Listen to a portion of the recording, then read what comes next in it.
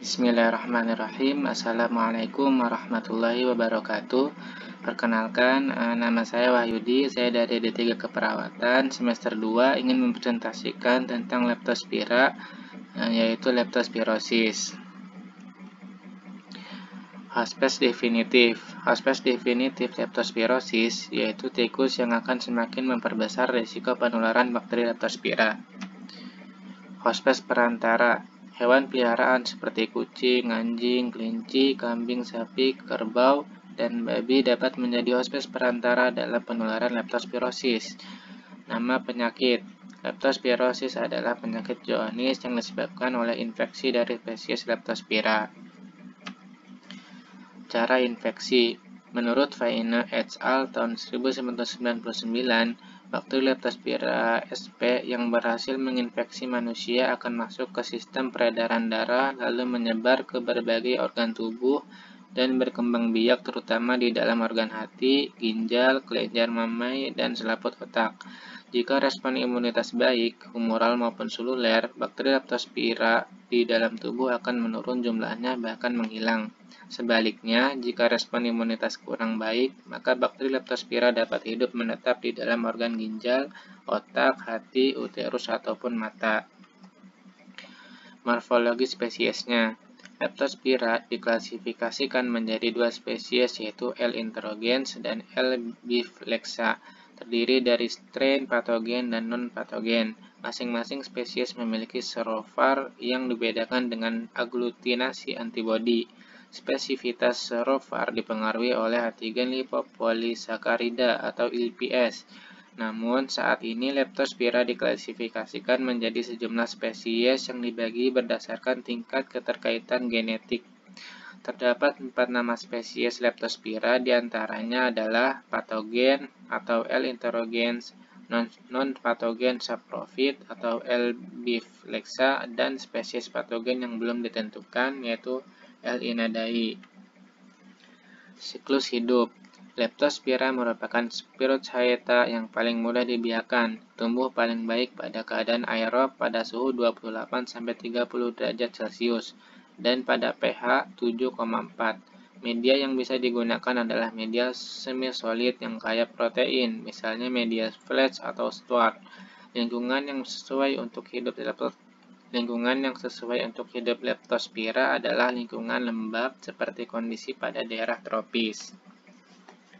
Epidemiologi: Leptospirosis merupakan zoonosis dengan distribusi luas di seluruh dunia, terutama pada wilayah dengan iklim tropis dan subtropis. Angka kejadian leptospirosis di seluruh dunia belum diketahui secara pasti. Di daerah dengan kejadian luar biasa leptospirosis ataupun pada daerah yang memiliki faktor risiko tinggi terpapar leptospirosis, angka kejadian leptospirosis dapat mencapai lebih dari 100 per 100.000 per tahunnya. Di daerah tropis dengan kelembapan tinggi, angka kejadian leptospirosis berkisar antara 10-100 per 100.000, sedangkan di daerah subtropis, angka kejadian berkisar antara 0,1-1 per 100.000 per tahun. Patologi: transmisi infeksi dari hewan ke manusia biasanya terjadi melalui kontak dengan air atau tanah lembab yang terkontaminasi. Leptospira masuk ke sirkulasi manusia melalui penetrasi kulit terabrasi atau membran mukosa intek, yaitu mata, mulut, nasofaring atau esofagus. Patogenesis, terutama pada kasus berat, masih kurang dimengerti. Temuan mikroskopik utamanya adalah vaskulitis sistemik dengan cedera endotel. Sel endotel rusak dengan berbagai derajat pembengkakan dan nekrosis. Leptospira ditemukan di pembuluh darah berukuran medium dan besar serta kapiler berbagai organ. Organ utama yang terkena adalah ginjal dengan inflamasi tubulointerstisial difus dan nekrosis tubular. Paru biasanya kongesti dengan perdarahan intraalveolar vokal atau masif, deposisi linear imunoglobulin dan komplement pada permukaan alveolar. Hati yang menunjukkan kolestasis terkait perubahan degeneratif ringan pada hepatosit. Gejala klinis: Fase akut atau disebut pula sebagai fase aseptik dimulai setelah masa inkubasi yang berkisar antara 2-20 hari. Timbulnya lesi jaringan akibat invasi langsung leptospira dan toksin yang secara teoritis belum dapat dijelaskan, menandakan fase akut. Manifestasi klinik akan berkurang bersamaan dengan berhentinya proliferasi organisme di dalam darah. Fase kedua atau fase imun ditandai dengan meningkatnya titer antibodi dan inflamasi organ yang terinfeksi. Secara garis besar, manifestasi klinis dapat dibagi menjadi leptospirosis anikterik dan ikterik. 1. Leptospirosis anikterik. Fase septik dengan gejala demam, nyeri kepala, mialgia, nyeri perut, mual, dan muntah. Fase imun terdiri dari demam yang tidak begitu tinggi, nyeri kepala hebat, meningitis aseptik, konjungtiva hiperemis, uveitis, hepatosplenomegali, kelainan paru, dan ruam kulit. Yang kedua, leptospirosis ikterik. Fase septik sama dengan fase anikterik. Manifestasi yang mencolok terjadi pada fase imun, ditandai dengan disfungsi hepatorenal disertai diastesis hemoragik. Kasus suspek. Kasus suspek demam akut lebih dari 38,5 derajat Celcius dan atau nyeri kepala hebat dengan mialgia, kelemahan atau conjunctiva suffusion dan riwayat terpanjang dengan lingkungan yang terkontaminasi leptospira. Kemudian kasus probable. Kasus probable pada tingkat pelayanan kesehatan primer, kasus suspek dengan 2 gejala yaitu di bawah ini nyeri betis, batuk dengan atau tanpa batuk darah. Ikterik, manifestasi perdarahan, iritasi meningial, anuria, oliguria, dan atau proteinuria, sesak napas, aritmia jantung, ras di kulit. Kemudian ras confirm. Kasus confirm pada leptospirosis adalah satu kasus suspek atau probable dengan salah satu di bawah ini. Isolasi kuman leptospira dan dari spesies klasik hasil PCR negatif, serokonversi dari negatif ke positif atau peningkatan 4 kali pada titer match 400 atau lebih pada sampel tunggal. Diagnosis laboratorium. Diagnosis definitif leptospirosis tergantung pada penemuan laboratorium. Pada sindrom Weil dapat ditemukan leukositis dan neutropenia, terutama selama fase awal penyakit. Anemia tidak biasa ditemukan pada leptospirosis anikterik, tetapi dapat terjadi anemia berat pada sindrom Weil. Kadar enzim hati, kreatinin, dan ureum dapat sedikit meningkat pada leptospirosis anikterik dan meningkat secara ekstrim pada sindrom Weil. Pemeriksaan laboratorium untuk leptospirosis terdiri dari pemeriksaan mikroskopik, kultur, inokulasi hewan, dan serologi. Yang ke-1, pemeriksaan mikrobiologi. Bakteri leptospirosis terlalu halus untuk dapat dilihat di mikroskop lapangan terang, tetapi dapat dilihat jelas dengan mikroskop lapangan gelap atau mikroskop fase kontras. Spesimen pemeriksaan dapat diambil dari darah atau urin. Kultur organisme dapat diisolasi dari darah atau cairan cerebrospinal hanya pada 10 hari pertama penyakit. Bakteri tersebut biasanya dijumpai di dalam urin pada 10 hari pertama penyakit. Media Fletcher dan media Tben80 albumin merupakan media semisolid yang bermanfaat pada isolasi primer leptospira. Pada media semisolid, leptospira tumbuh dalam lingkaran padat 0,5-1 cm di bawah permukaan media dan biasanya tampak 6-14 hari setelah inokulasi. Untuk kultur harus dilakukan biakan multiple, sedangkan jenis bahan yang dibiakan bergantung pada fase penyakit. Baru-baru ini dideskripsikan suatu metode radiometrik untuk mendeteksi organisme leptospira secara cepat dengan menggunakan sistem BACTEC,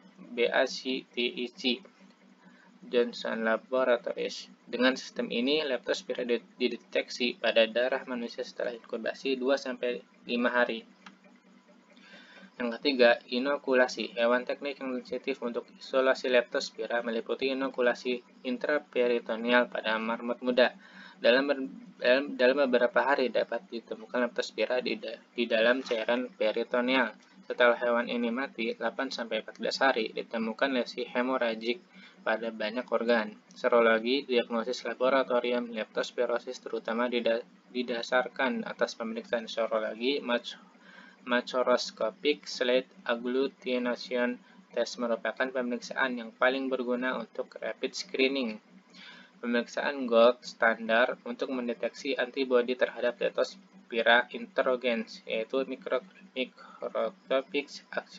Agglutination Test atau MIT, yang menggunakan organisme hidup. Pada umum, tes agglutinasi tersebut tidak positif sampai minggu pertama sejak terjadi infeksi. Kadar puncak antibodi 3-4 minggu setelah onset gejala dan menetap selama beberapa tahun, walaupun konsentrasinya kemudian akan menurun. Pencegahan dan pengobatan. Prinsip kerja dari pencegahan primer adalah mengendalikan agar tidak terjadi kontak leptospira dengan manusia yang meliputi pencegahan hubungan dengan air atau tanah yang terkontaminasi para pekerja yang mempunyai risiko tinggi terinfeksi leptospira. Misalnya pekerja irigasi, petani, pekerja laboratorium, dokter hewan harus memakai pakaian khusus yang dapat melindungi kontak dengan air atau tanah yang terkontaminasi. Misalnya dengan menggunakan sepatu bot, masker, sarung tangan, lindungi sanitasi air minum penduduk. Dalam hal ini dilakukan pengolahan air minum yang baik, dilakukan filtrasi dan diklorinai untuk mencegah invasi leptospira. Pemberian vaksin. Vaksinasi diberikan sesuai dengan leptospira di tempat tersebut akan memberikan manfaat cukup poten dan aman sebagai pencegahan bagi pekerja risiko tinggi. Pencegahan dengan serum imun spesifik telah terbukti melindungi pekerja laboratorium. Vaksinasi terhadap hewan peliharaan efektif untuk mencegah leptospirosis. Pencegahan dengan antibiotik kemoprofilaksik. Pengendalian hospes penantara leptospira roden yang diduga paling paten sebagai karier leptospira adalah tikus. Untuk itu dapat dilakukan beberapa cara seperti penggunaan racun tikus, pemasangan jebakan, penggunaan bahan rodensia, dan menggunakan shader roden. Pencegahan sekunder leptospira berupa pengobatan terhadap pasien yang didiagnosis menderita leptospirosis. Salah satu hal yang menguntungkan dalam pengobatan ini ialah pengobatan kausal tidak tergantung pada subgrup maupun serotip leptospira. Untuk pengobatan leptospirosis ringan, mild illness and suspect case dapat menggunakan doxycycline kapsul 100 mg 2 kali per hari selama 7 hari atau amoxicillin atau ampicillin yaitu kapsul 2 gram per hari selama 7 hari. Sedangkan untuk leptospirosis berat, severe case atau probable case dapat menggunakan injeksi penicillin Y2 juta unit intravena atau 6 jam selama 7 hari. Injeksi ceftriaxone 1 gram intravena per hari selama 7 hari. Studi kasus leptospirosis. Seorang anak laki-laki umur 11 tahun datang dengan keluhan demam tinggi sudah 12 hari, disertai mata kuning, sakit pada punggung, dan otot betis air kencing berwarna seperti air teh. Penilaian 1. Apa yang harus segera dilakukan untuk menilai keadaan anak tersebut? Jawabannya yaitu melakukan pemeriksaan fisik, laboratorium, membuat diagnosis, dan memberikan tata laksana awal. Bila ada kegawatan, tata laksana kegawatannya. Diagnosisnya atau identifikasi masalah, temuan yang didapatkan sebagai hasil dari penilaian pada situasi yang ada adalah identifikasi faktor risiko, nilai keadaan klinis pasien, lakukan pemeriksaan laboratorium segera, darah rutin, bilirubin, transaminase, hati, ureum atau kreatinin, serologi, dan mikroskop fluoresin. 2. Berdasarkan temuan yang ada, apakah diagnosis anak tersebut? Jawabannya yaitu leptospirosis. Pelayanan atau perencanaan dan intervensi. Berdasarkan masalah kebutuhan diagnosis, apakah rencana penata laksanaan pada pasien ini? Berdasarkan diagnosis, lakukan tata laksana yang sesuai. Jawaban yang 1, terapi suportif, berikan cairan sesuai defisit cairan, nutrisi, obat simptomatik. Yang kedua, diberikan antibiotik, obat pilihan penisilin atau ampicillin, dosis 100 mg per kgbb per hari.